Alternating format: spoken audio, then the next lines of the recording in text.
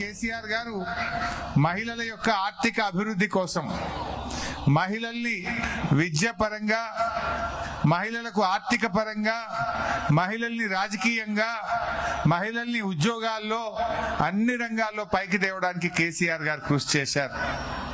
మహిళలకు మార్కెట్ కమిటీల్లో, స్థానిక సంస్థల్లో 50% రిజర్వేషన్ ఇచ్చింది మన కేసీఆర్ గారు. ఇంతకుముందు పోలీసు ఉద్యోగాలంటే మొగోళ్లే ఉందరు. కేసీఆర్ గారు వచ్చినాక పోలీసు ఉద్యోగాల్లో 33% మహిళలకు రిజర్వేషన్ తెచ్చింది కూడా మన కేసీఆర్ గారే. మహిళల రక్షణ కోసం మహిళలకు ఒక భద్రతను కల్పించింది మన కేసీఆర్ గారే.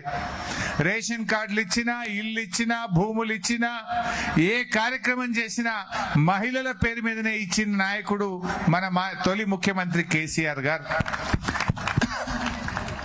మహిళా విద్యాభివృద్ధి కోసం ఎన్నో గురుకుల పాఠశాలలు పెట్టారు, ఇంటర్మీడియట్ కాలేజీలు పెట్టారు, మహిళా రెసిడెన్షియల్ డిగ్రీ కాలేజీలు పెట్టారు.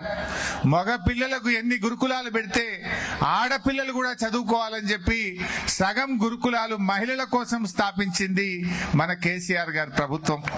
కళ్యాణ లక్ష్మి పథకం తెచ్చి తల్లికి ఆసరగా ఒక తోబుట్టుగా ₹1,00,000 ఇచ్చింది మన కేసీఆర్ గారు.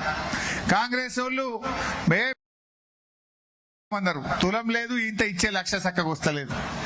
దవాఖాన పోతే కేసీఆర్ కిట్ వస్తుండే, ₹13,000 వస్తుండే, దాన్ని బంద్ పెట్టేసిండ్రు. తులం బంగారం ఎగబెట్టేసిండ్రు. చెప్పుడు ఎక్కువ తప్ప చేసుడేం లేదు.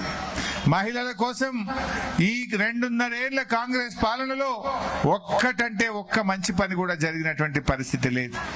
బట్ ఏది ఏమైనా మంచి రోజులు వస్తాయి.